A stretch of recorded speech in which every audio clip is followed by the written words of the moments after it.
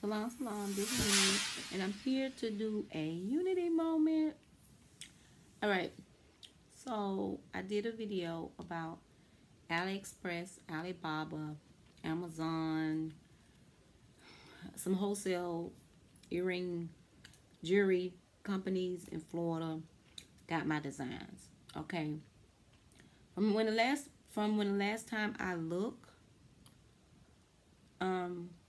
majority of the ones that was on Aliexpress and Alibaba was removed.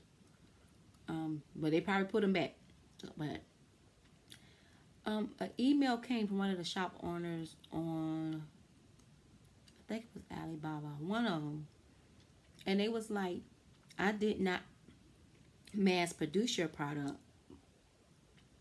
I got it from this market, and I put the name across the screen. And when I looked up this market on Wikipedia, this market has it's one of the biggest trading markets in China for wholesalers.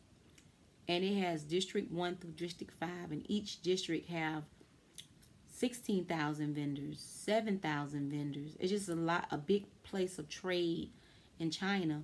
And a lot of stuff is counterfeit. And one thing he said, your product is at every shop, every vendor in China at this big old market. So it's bigger than Aliexpress. It's bigger than all that, because the same people that make counterfeit from Gucci and Louis Vuitton and all that is the same people that that's duplicating my work. So it's interesting when people say, oh, you got to get a lawyer. I mean, yeah, you get a lawyer for people in the United States. You get a lawyer from people, a couple of shops over in China. But when you're going against counterfeit, that's something that's been going on for a long time. Not saying that I'm giving up. No.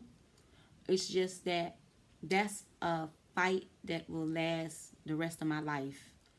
You know what I'm saying? So I have my way of doing things, but I just want to let artists and people that create things, it don't just gotta be earrings.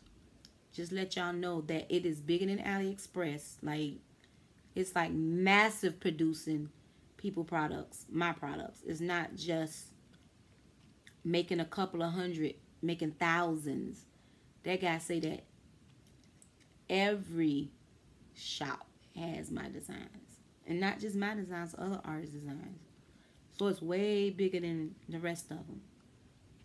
Not saying don't go fight Aliexpress and all of them to get your stuff off those sites.